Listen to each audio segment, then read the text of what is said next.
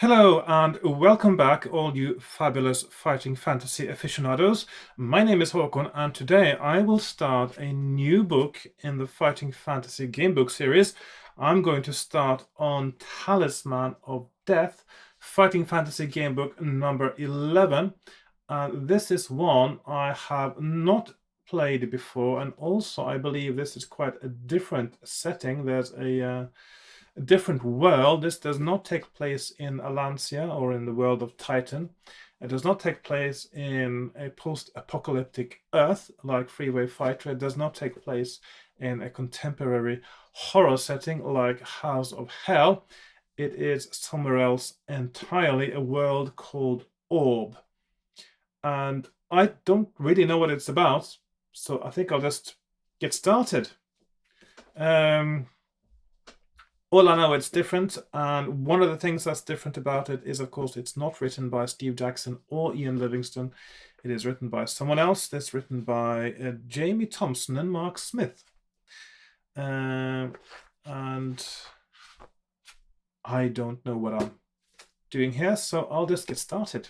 So I'll be right back after I've done my traditional transition from my normal view to my desk view. So I'll be right with you in a few moments.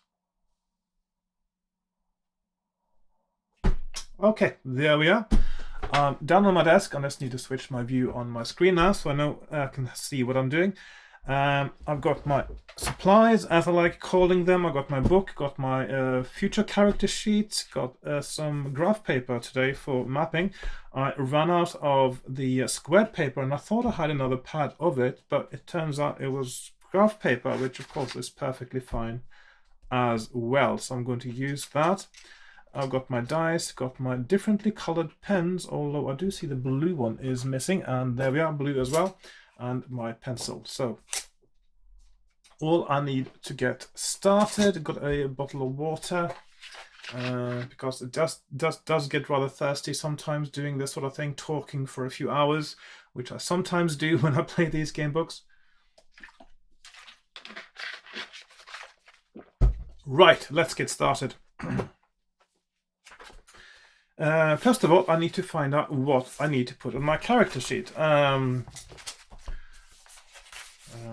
If there's anything different this time than usual. Let's see. Battles. Let's see. It looks like skill, stamina, and luck are exactly the same as usual. So I'm going to put here skill. Is my camera a little bit low there? Of course, I can see my other camera now. Okay. It's a bit hard to gauge exactly where these cameras are supposed to be.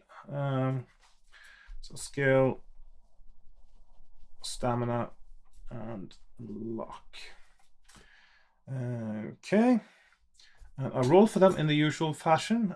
Skill, 1 die plus 6, and I get a 12, which usually is a little bit too much. Can get a bit boring, actually, with 12 sometimes.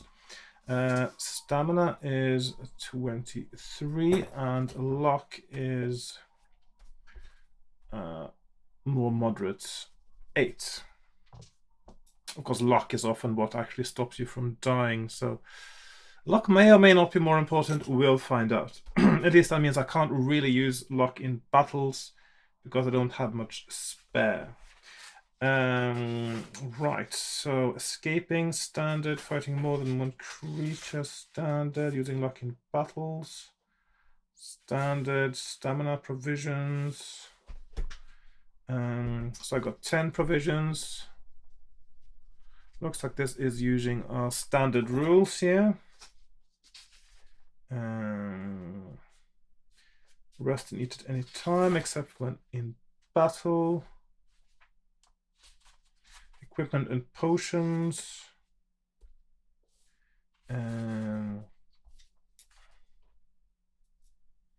I'll go with a potion of luck, actually. Since my luck is so low, normally I would go with one that actually gives me stamina back, but my skill being 12 and my stamina being 23, and my luck only being 8, I think actually a potion of luck, a potion of fortune as it is technically known, might actually be more useful in this case.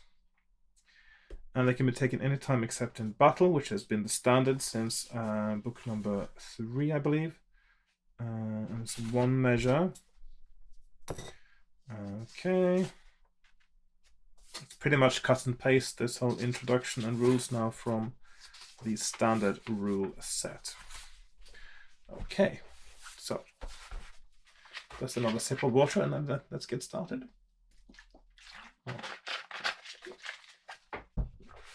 Okay. You are regaining consciousness. Your eyes flutter open to the sound of a songbird, trilling joyously. You are lying on a couch of green velvet set on the topmost turret of a great white castle hanging in the clouds. Rising to your feet, you look around. The songbird, whose sleek feathers are a warm burnished gold, is perched on the battlements, resplendent against the ocean-blue canopy of a sky in which there is no sun. You are clad in strange, outlandish clothes, breeches of dark green leather and a thickly quilled leather jerkin. On your feet are russet red calfskin boots, supple and comfortable, into which the breeches are tucked at mid-calf. A heavy sword is belted at your side, and with a shock you realize that somehow you know how to use it skillfully and with deadly force. As the songbird trills, you try in vain to recall memories of Earth, but everything is hazy and distant. You have been taken from the world you know and trained in the art of swordplay. You cannot remember even who trained you or why. But the hilt of the sword fits your hand snugly. Drawing it, you lunge and parry, marveling at how the sword cuts through the air faster than the eye can follow. The songbird seems unperturbed by your fine display of swordsmanship, but you are surprised when it cocks its head and speaks to you, its voice fluting merrily. Welcome, champion of fate. Do not be dismayed. You are not yet in danger. Where am I, you ask, feeling as if you are in a dream? Far, far from your home, I fear to say. This is the world of Orb, and you are in the garden of the gods. What is Orb, you demand? You will find it most strange and full of wonder, for it is very different from Earth. Men must share it not just with talking creatures such as I, but with weird and fell monsters, giants, dragons, and demons. There are warlocks and sorcerers, too, great wielders of magic in the cities. But do not fear, you have been chosen to be our champion, for you are more likely to succeed than any other on Earth. Now I must complete my task. Come, my masters bid you join them in the chamber below. Please follow me. Without, the golden songbird flutters away down a spiral staircase. Shaking your head in confusion, you descend the stone steps into a large circular room where 2 beings turn towards you. Welcome, says one. A pale female figure enfolded in a swirling robe of many colors, above which you can only see a perfectly smooth and hairless head. The robe shimmers, its colors shifting as she steps towards you, catching your mind before you realize what is happening. Looking into her face, you see an image of yourself fighting for your life inside a huge temple. Then the image shifts and you see yourself leaving a walled city, hastening alone across a desolate moor, only to find yourself deep in a jungle, surrounded by devils with blue skins. Your nape bristles as you realize that she is revealing glimpses of your destiny. It is only when they are over that you notice she has no eyes in her smooth, pale face. The other figure changes even as you look at him. At one moment he is an ancient, white-haired man, heavy with knowledge. At another, an infant, wise beyond his years. The metamorphosis through youth to age takes but a few instants, yet flows so smoothly you cannot see the features change. His voice is soft and ageless. We have summoned you here to the world of Orb because we wish to prevent a fatal upset in the balance of nature. The cosmic scales have been tipped too far, and you must play a part in righting them. It is not for us in the garden of the gods to set things right. We cannot fight him who would bring chaos to Orb. Rather we use men as our tools. I shall not say whether you will succeed. The floor of the room upon which you are standing is the most realistic and detailed map imaginable. You can even see small figures tilling the fields and walking the streets of an entire world, a world of pinnacled castles, knights on horseback, their men-at-arms bearing banners which stream in the wind, and strange high-walled cities with towers and spires concealing the dives of assassins and thieves amongst the splendor. The eyeless immortal steps forward, her robe now the color of the deep sea, and caresses your cheek. We are sending you down to the surface of Orb. If you fall into the clutches of death, we cannot aid you. Do not fail us. Fail in what? You begin to ask. But just then, to your horror, you find yourself being drawn inexorably towards a black crack in the map. The realization that your destiny is being tampered with angers you, and you resolve to find a way back to Earth and your home at any cost. As the world of Orb rises up to engulf you, the awesomeness of what is happening overwhelms you and you lose consciousness. Now turn over. Well, there we are, in quite an unusual beginning. I think that merits another sip of water. Okay.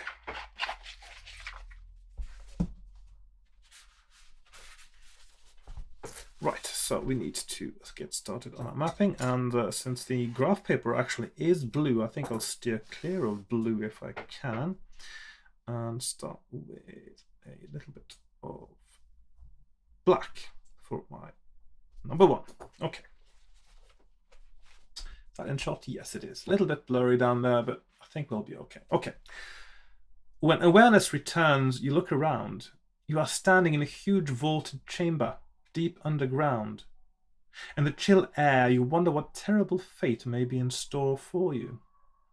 You are utterly alone, without a friend in the world, and you have no idea what fiendish horrors may exist here, so far from home. There are no windows in the chamber, nor natural light, only the ruddy glow of flaming torches that are fixed to pillars soaring beyond sight. The walls are running with damp, the air musty and heavy with age. There are 2 archways at the back of the cavern. Before you can investigate further, the torchlight flickers and a cool gust chills you to the marrow. Something in the unseen darkness is causing the air to move. A light flashes briefly ahead and an infernal howling echoes across the vast vault. No living thing could possibly have made that dreadful sound, you think to yourself, but then you remember that you know nothing of the dreadful denizens of Orb. You hear the sound of running footsteps approaching rapidly. You cannot yet see who or what is coming. Will you run through the nearest archway, or hold your ground and draw your sword? Right, let's see. First choice. Okay, so we've got... let's put them on the left side there. I'm not going to follow the lines particularly well. So I have the option of running through the archway, so archway, or drawing my sword, holding my ground. I don't know, I'm a bit curious what is approaching, and I will hold my ground and draw my sword. So I'm going to paragraph 30. The footsteps are coming closer. Suddenly, a sound like a clap of thunder reverberates around the chamber. You look around and see that both the archways have been sealed by huge stone blocks. You are trapped. Turn to 13. Okay. 13. I was not expecting that. A woman wearing chainmail and carrying a loaded crossbow bursts into the torchlight ahead of you. Seeing you, she immediately points the bow in your direction. 3 men, panting heavily, appear behind her. The first, a tall and handsome man, is dressed in shining silver armor, and the blade of his two-handed sword glows with a faint white radiance. The next is dressed in a flowing robe of cloth of gold and robe of cloth of gold, and wears a smiling golden mask. He carries an ivory staff. The last is a thick-set man with a white surcoat over chainmail. A red cross adorns his breast, and a spiked mace hangs at his side. They stop. Once again you hear a wailing, louder than before. "They're almost upon us," cries the man with the glittering sword. The shield maiden calls to you. "Who are you, and what are you doing here in the rift, the spawning place of all evil?" Will you say you have come from another world? Say that you are on a quest against evil? Try to play for time, or attack the shield maiden. Okay. So we've got 1, 2, 3, and 4 options, really. Let's see, I should make room for another one now. And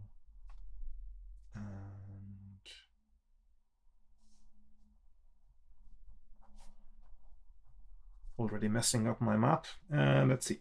So, 5 attack. I usually don't think I would do that. These seem like the good guys, so I'm not going to attack them at all.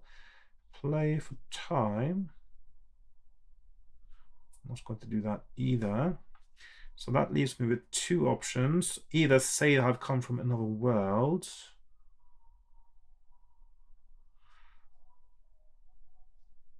or say I'm on a quest against evil. I'm going to say I'm on a quest against evil.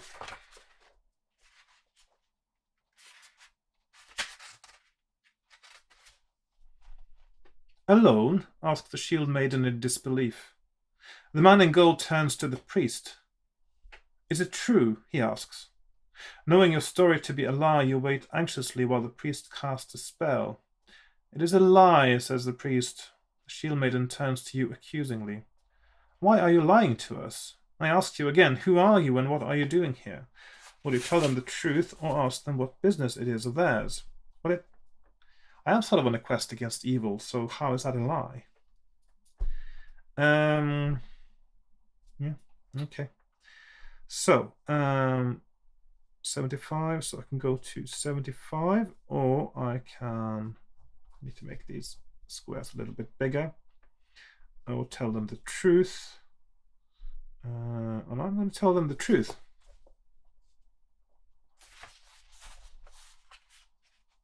Her eyebrows rise in surprise. All 4 of them look at you doubtfully. The priest pauses, then says, "It is the truth and spoken from a true heart." The shield maiden lowers the bow and turns to guard the entrance of the cavern. "What are we to do? The exits are blocked, and I only have enough power to teleport one of us out now," asks the man in gold. The man with a glittering sword, a paladin, says gravely, "Then we will die together, wizard, and they will pay dearly." "But what of the talisman?" asks the priest. "Perhaps this warrior has been sent by the gods to continue the quest." Sensing the goodness in these people, you wait to hear how you can aid them. Turn to 100. Okay, so 100.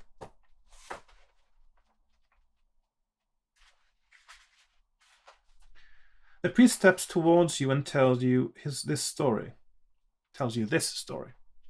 "Long ago, the minions of the god Death in the city of the Ruins of Doom fashioned a talisman that would allow them, if the time was right, to summon their god to the surface of this world. That time has now come. If Death is summoned, all life will cease. Only Death's minions will continue to exist in an awful half-life. His presence will spread like a grey shadow across the world of Orb. Everything will turn to dust, and the balance of nature will be disrupted forever. The law masters of Serokub, a group of holy people, have striven to prevent this. They sent a group of crusaders, of which we 4 alone survive, on a quest to steal the talisman. The fleshless king of the minions of Death had sent the talisman to the depths of the rift for safekeeping. We have entered this pit of evil and seized it." He pulls a necklace out from under his surcoat. On it hangs a disc of obsidian, in the middle of which is a skull carved in ruby. The Talisman of Death. He hands it to you.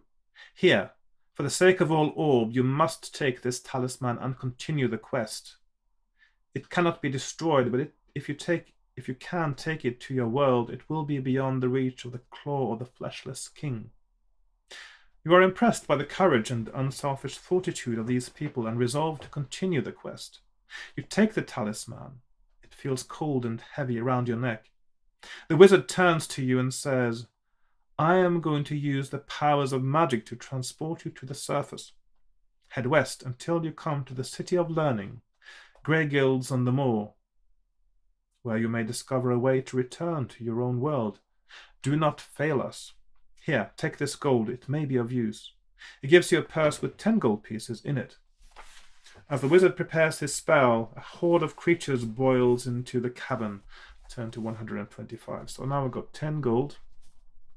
And now I'm definitely on a quest against evil. And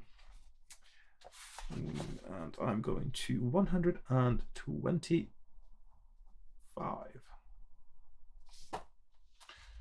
Right, after all that excitement, I think I need another little sip of water.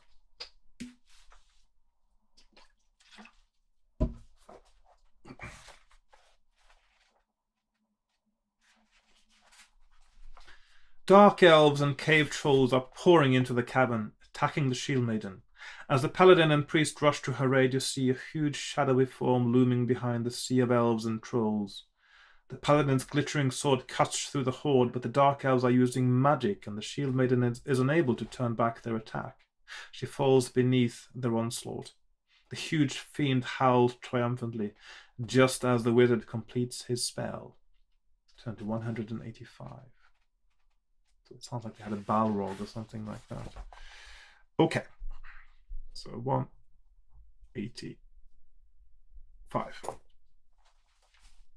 Suddenly you are in blinding sunshine. You are standing at the lip of an immense chasm. You realize that this must be the rift the Crusaders spoke of. The rocky earth is blackened and cracked, full of pits and fissures, and noisome fumes rise from the depths of the chasm. To the west, you see a range of green hills, partially covered in trees and thick woodland. A few hundred meters to your right, you can see where a forest begins, extending all the way to the hills. You realize that you must head in the direction of the hills to reach Grey Guilds. But which route will you take? If you go through the forest, turn to 256. If you would rather take the more direct route across open ground, turn to 134. So we've got two options. I'll just leave a little bit of space between them now, I think. So if I do like this, just in case, I don't know if there's a big split here, that will go through a bigger section of the map. So 134, open ground, or 256, forest. I'm going to go through the forest. Normally I would choose open ground, but I don't know. I'm just thinking I'm a bit exposed to the minions of death, and they might spot me more easily. In the forest, I could blend in and hide a little bit. So you enter the green, gloomy shade of the woods. After a while, you stumble into a clearing and stop in surprise at the sight that greets you. A huge white she-wolf, almost as large as a pony, is suckling two cubs. She pushes them aside and crouches, snarling. Will you back off and leave? Offer the wolf some dried meat? Or attack her? So, options. 1, 2, 3. Well, there's 218. Back off. Food. I suppose I will lose a ration if I do that. Or 232 attack. I'm going to try to offer her some food, although dried meat doesn't sound like the kind of stuff that a dire wolf would enjoy so much. But let's see. Cross one of your provisions off your adventure sheet. Okay, so provisions down to 9. Crouching on one knee, you toss the dried meat to the wolf, speaking in soothing tones as you do so. The wolf accepts your gift. Then a green-robed figure steps into the clearing. He has an oak staff in one hand and a silver sickle in the other. A crown of mistletoe rests on his head. He smiles at you and says, "My name is Woodman. I am the guardian druid of this sacred grove. My friend Snowmane thanks you for the gift of food. Such gentle generosity deserves reward. The blessing of the druids will go with you. May fortune smile on you. You gain 1 luck point for the druid's blessing." Well, I haven't lost any luck, but so luck +1. You look weary, he says. "Here, have this." He takes a golden apple from his robes and hands it to you. Note it down on your adventure sheet. Such apples are wonderfully refreshing and will restore up to 4 stamina points when you eat one. Okay, so I've got a golden apple. Okay, so far this sounds very much like I'm inside a Dungeons and Dragons scenario with all the usual suspects. You got a fighter, a priest, a wizard, a druid. All the usual suspects. Yeah. You thank him, and knowing you must continue on your quest, reluctantly leave the idyllic peace of the sacred grove. Turn to 159. Okay, so 159.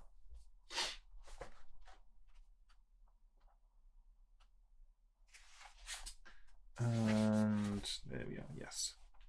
You force through heavy undergrowth for some time, making your way over the hill and into the thick wooded valley on the other side.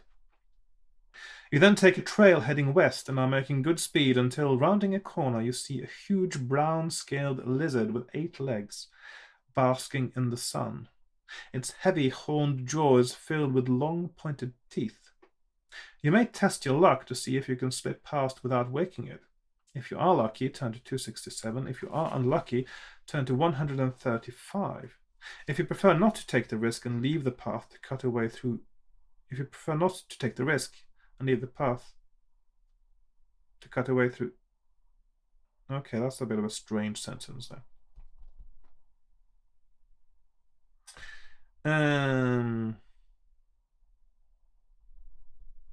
Yes, that's not a very... Okay, so if you prefer not to take the risk and leave the path to cut away through the undergrowth, turn to 384. Okay, so so either I slip past with luck or I don't have much luck, so I don't think I want to use it if I can help it. So I'm going to cut my way through the undergrowth. So let's see, 3 options now. So either it's 267, which is lucky, 135, which is unlucky, or it is 384, which is undergrowth. So I'm going to try cutting through the undergrowth, 384.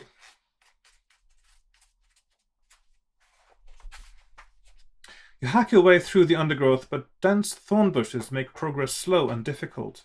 You are soon panting for breath, and exertion has made you hungry. You must eat. Cross 1 provision off your adventure sheet, down to 8. You do not gain any stamina from this meal. You battle on. Turn to 65. Okay, so 65. When I saw a lizard with 8 legs, I was thinking basilisk. Basilisks tend to have 8 legs, and of course they can turn into stone. So if I'd been unlucky, I might have died. So be a bit careful, I think.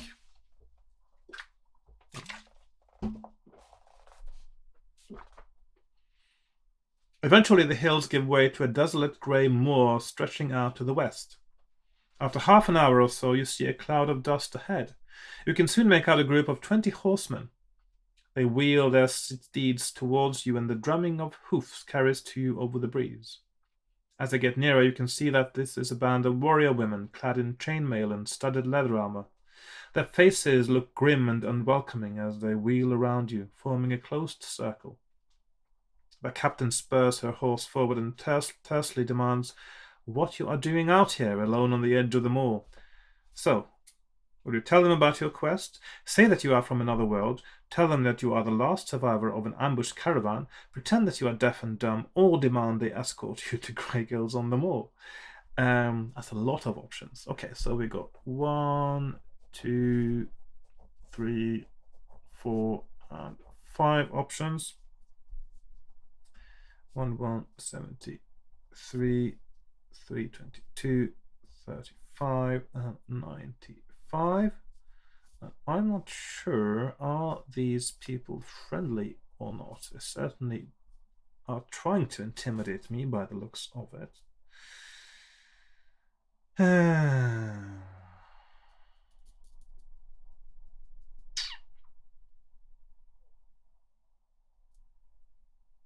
So, shall I risk telling them about my quest?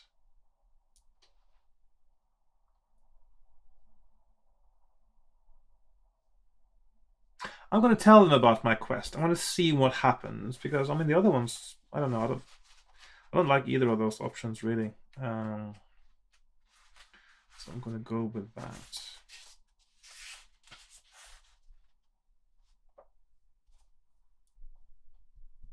The captain and other members of the patrol start to laugh at you.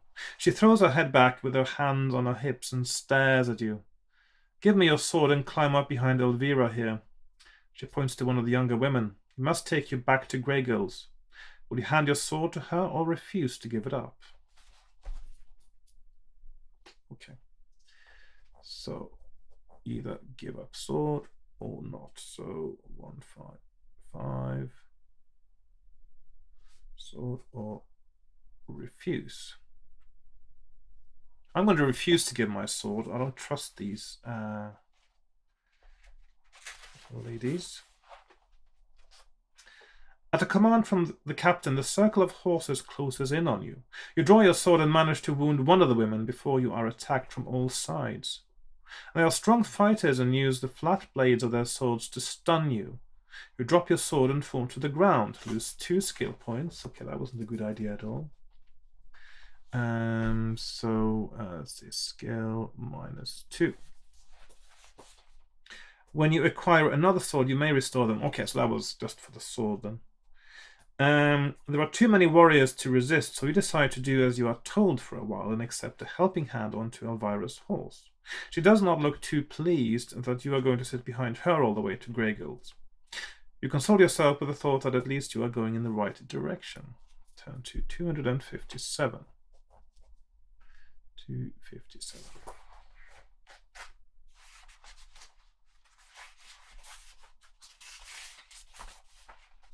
You ride on into the late afternoon, moving from the wilderness to a grey and desolate moor.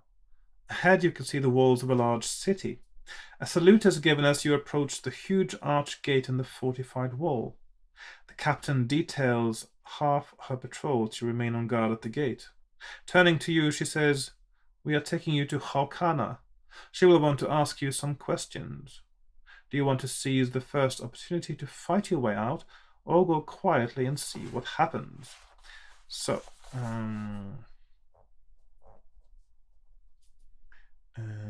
fight 318 or 33334 quietly. Okay. I'm gonna go quietly and see what happens, I think. You ride into the city of learning, Grey Guilds, along a street called Moorgate. How imaginative. Many of the buildings are quite grand, built of light grey stone. You see a mixture of people in the streets. There are some men wearing light blue togas who are sages and professors from the guilds of learning. Other groups of young men and women are carrying books and scrolls. You realize that, unarmed as you are no match for these women, have no alternative but to go with them. Turn to 351.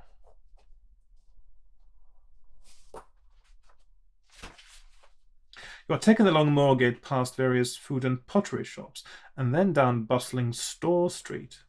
They turn right down Guard Street and come to a halt outside a squat grey building. It is the watch house. The patrol dismounts and you are ushered inside. Turn to 78.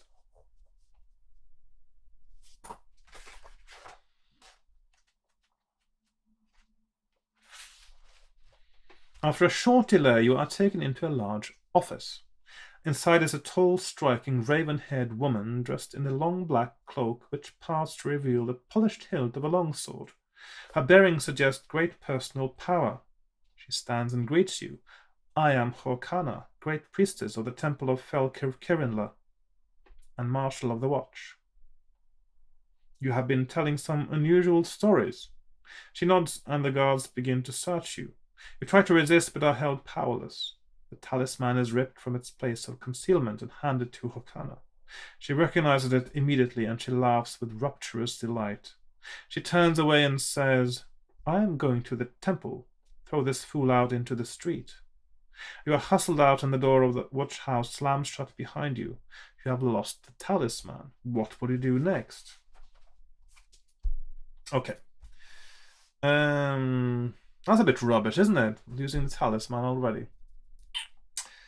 Okay, so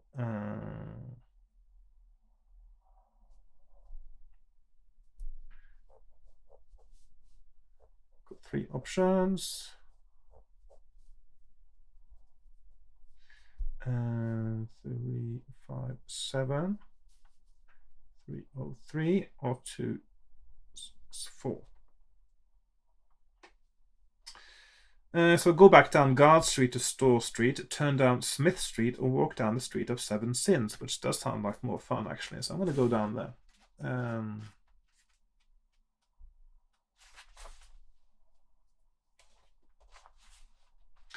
As dusk comes, you walk on down the Street of Seven Sins until you reach the Red Dragon Inn.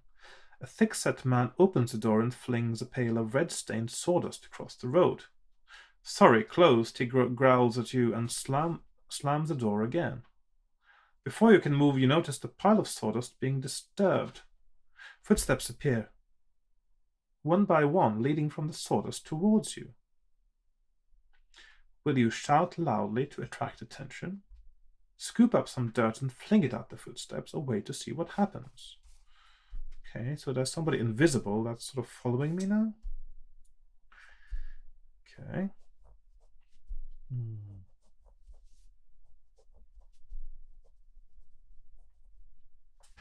So 297, shout,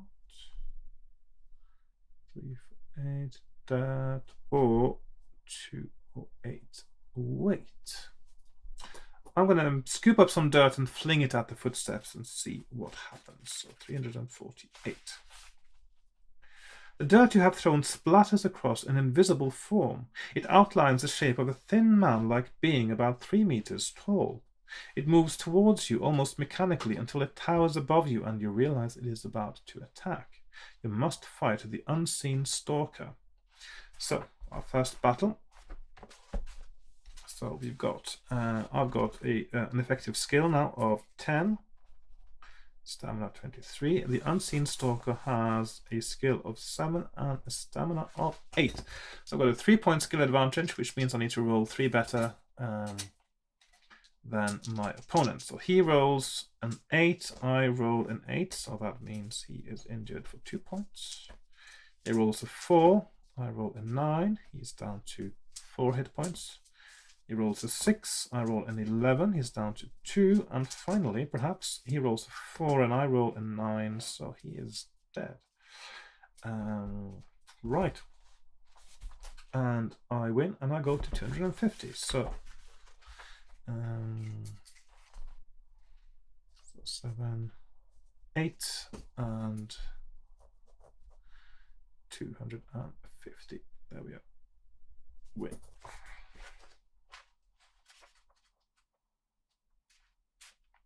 Oh, that's a nice picture there of an eagle.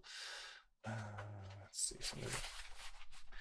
Exhausted from the rigors of the day, you stop and draw breath. The attack by an unseen foe has left you unnerved. You look around, then listen carefully in case another attack should be imminent. As night falls, you are thankful to find an empty stable. You go in and curl up in a heap of straw, ready for the night. Turn to 91.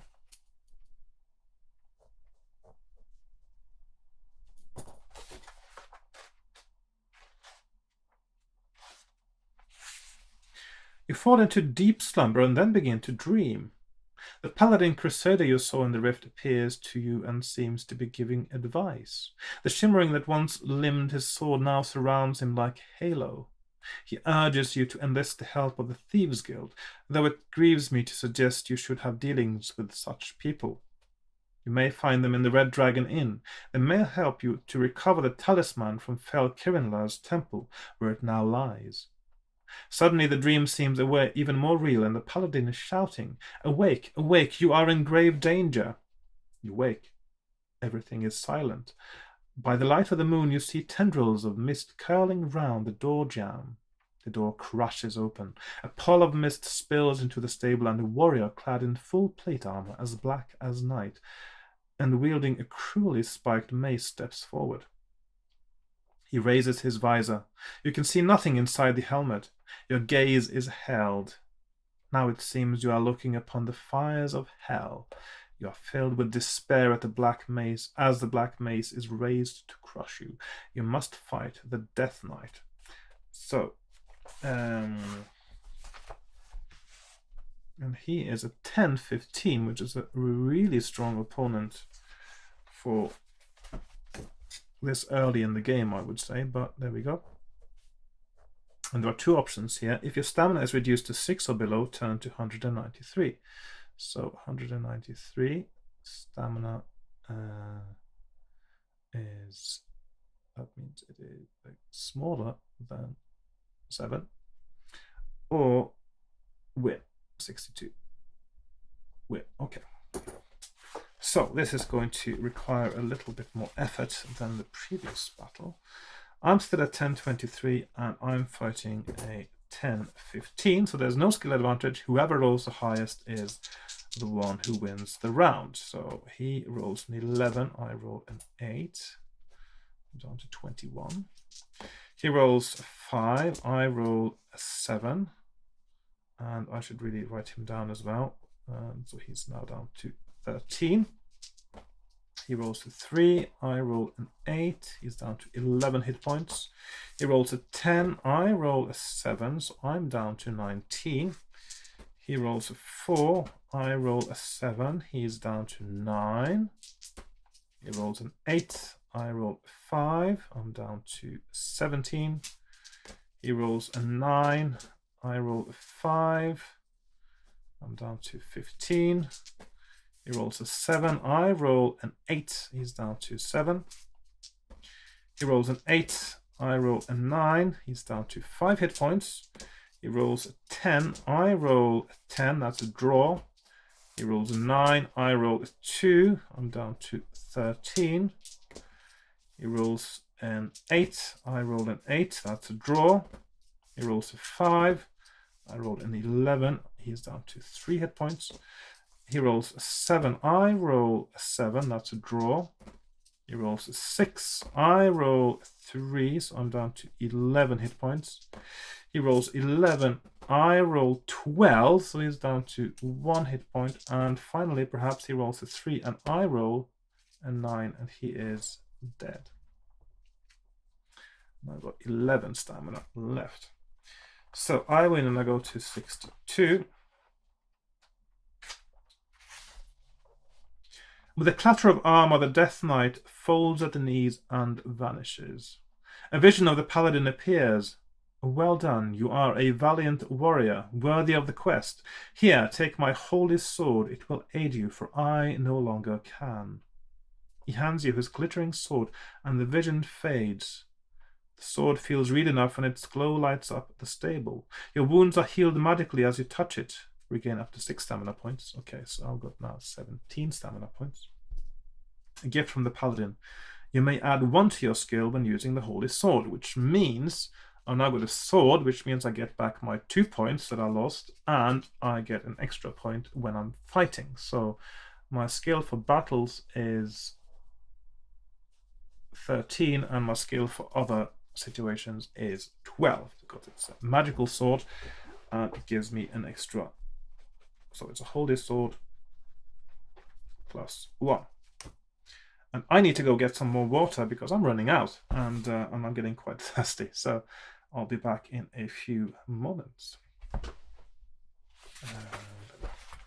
Okay, let's continue. Okay, so turn to 121. So, okay, so Win gave us a sword plus 1 and plus 6 stamina. And I go to 121. Okay. You sleep again until the late morning sun, shining into the stable, wakes you. You stretch and your hand touches something cold lying in the straw. It is a gold piece which you decide to pocket before leaving the stables. So now I've got 11 gold pieces. If you want to go down one of the side streets that leads to the Street of Seven Sins and the Red Dragon Inn, turn to 57. If you decide against mixing with thieves and try to take the talisman from the temple on your own, turn to 221. Well, I think I should probably follow the advice of the paladin and go to the thieves. So, 221 own or 57 Red Dragon Inn. So I'm going to go to the Red Dragon Inn and see if I can connect with some thieves who might help me. You take a side street which leads towards the Street of Seven Sins and are almost pushed aside by a couple of students in blue togas. They are quarreling and begin fighting in front of you. It seems one of them disagrees violently with something the other has said. As they tussle, you notice that the angry young man has dropped a small brass tiger charm. Will you interrupt the quarrel and give the charm back, or ignore them and go on your way, or pick up the charm?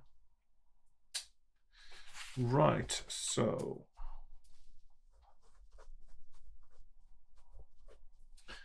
let's move my map down a little bit there. And so 47, interrupt, 156, ignore, or 32, pick up. I'm going to pick it up and see what happens. I'm a bit curious, so I'm going to pick it up. The brass tiger has a mischievous grin. You hang it round your neck, hoping it will bring luck or protection. I did say pick it up. I didn't say steal it, but okay. So a brass charm. Okay. Turn to 156. Okay, so you get a brass charm there. Okay. And I go to 156. You come out into the Street of Seven Sins and soon find the Red Dragon Inn. Steps lead downwards and the sound of raucous laughter floats up from the smoke-filled gloom below. Now, it sounds like the way this is structured now that it doesn't matter what street you go down first, you always sort of end up sleeping in the barn, and then you have to go here afterwards, because obviously I knew the way already. Anyway, you enter and walk. Raucous laughter flows up. Yeah, okay. You enter and walk over to the only part of the dive where it is light enough to make anything out. Passing tables and stools, you come to the bar behind which stands the bulky proprietor of the inn. Do you have the brass tiger charm? Oh, okay. So, all right. So that's an unusual. So maybe it was vital to pick it up then. Okay, so we have 11 charm or 3 no charm. And I do have the charm, so let's see what happens then.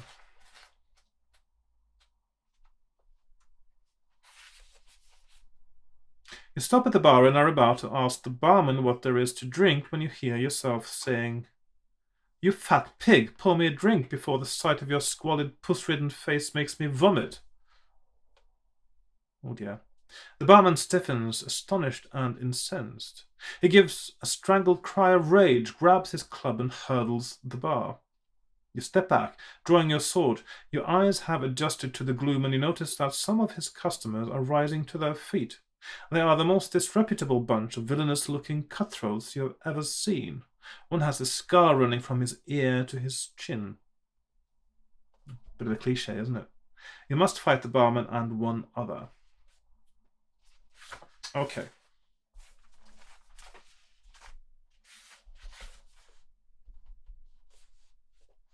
If you reduce the barman's stamina to 4 or less, he scuttles back behind the bar. If you can then reduce the first cutthroat's stamina to 5 or less, test your luck. Okay. It doesn't actually say... Am I fighting them at the same time? It doesn't say that you're not. Let's see. Does it usually say... Yeah, well actually it's sort of... I will only assume that we're fighting them at the same time now. So, okay. So I've got a skill of, effectively now, of 13 and a stamina of 17. And the barman has a 7-8. And the cutthroat is 8-9. So I've got quite an advantage. Okay, so I'm going to roll for the barman first. And I've got a 6-point advantage. And I'm going to attack the barman first.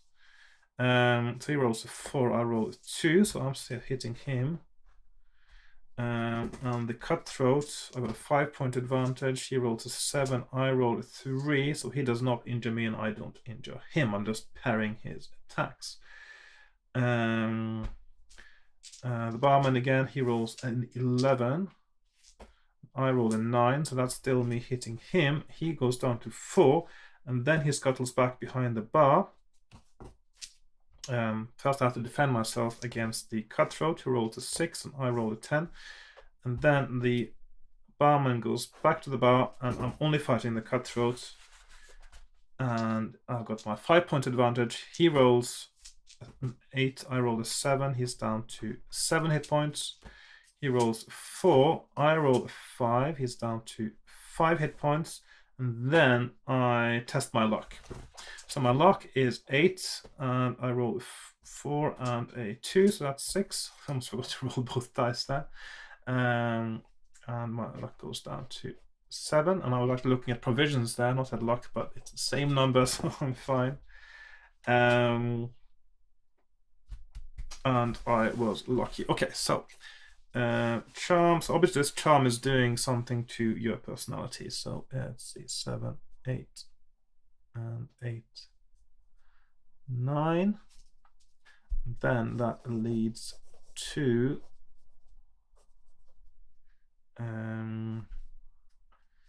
200 lucky or 181 unlucky.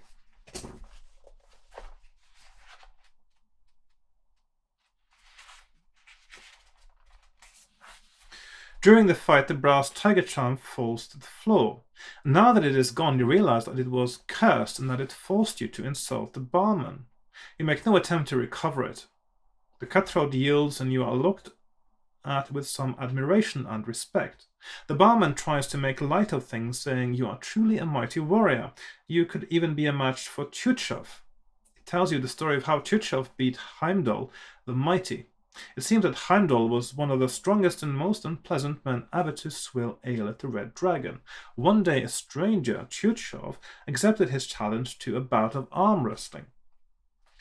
Heimdall lost for the first time in his life. He was furious and threatened awful reprisals if Tchutchov ever returned.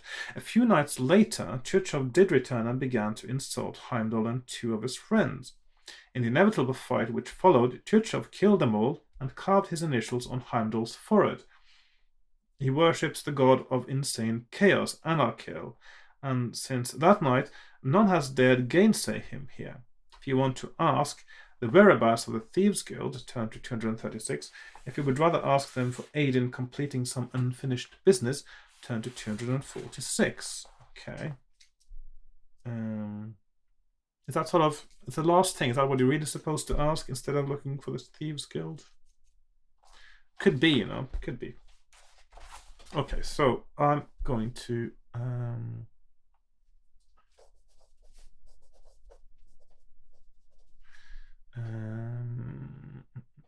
so 2, 3, 6 guild question mark or 2, 4, 6 business. Okay, I think I'll go with the euphemism there because you're not supposed to talk about the Thieves Guild, are you? So I'm gonna say that I would ask them for aid in completing some unfinished business. So I'm gonna go with that one and see what happens.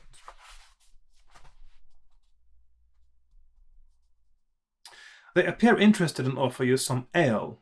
You accept a mug and do not drink. You suggest that in helping you they might gain a great deal. They agree to meet you and tell you to come to the Thieves Guild at midday tomorrow, via the disguised coal hole in Hornbeam Road. You begin to chat to them. Turn to 169. Okay, so that seemed to work. I'm not sure if the other one works, but 169. Two newcomers enter the Red Dragon ale cellar. The first is a very tall, wiry man whose frame is draped in a black cloak. The only hint of color is his hair, very curly and dyed bright corn yellow. The second is a handsome young woman dressed in a bizarre patchwork of armor. The barman mutters under his breath, then forces his face into a smile. Tchurchov, Cassandra, welcome, he shouts obsequiously. The thieves move away from you to sit at another table. Tchurchov strolls to the bar and orders a drink. Cassandra sits opposite you at your table. She ignores you and Tchurchov joins her. Will you say nothing, get up and leave the ale cellar, or introduce yourself? Okay. So we've got option 1, 2, and 3. So 2, say nothing. 3, 6, 3, leave. Or 374, introduce yourself. I do have a tendency to make smaller squares on this paper than I do on my normal one. I'm going to introduce myself and see what happens.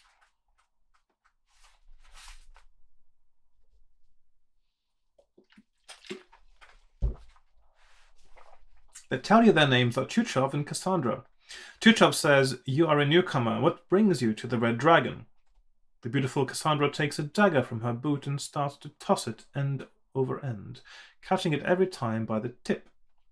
As you consider your answer, she tosses it again, but does not catch it. It buries itself in the table, a centimeter from your hand. Will you say that you wish to meet some thieves? Say that you came in for a drink, or tell him to mind his own business? Okay. I'm going to go to a new page, I think, because I'll probably need a bit more space on this one later. So we're starting here with 374, and options are so 340 meet thieves, 386 drink, or 397 mind own business. Of course, that is the right answer, isn't it? It's going to have to mind its own business. I'm not going to. Okay. I think you're going to regret that, says Tchurchov between gritted teeth. Cassandra says softly, "I think, stranger, it would be better if you begged his pardon, don't you? What will you say? I'll not apologize to the likes of him, or, oh yes, I beg your pardon." That doesn't sound very sincere, does it? So it is either 294 or 337. So that is pardon or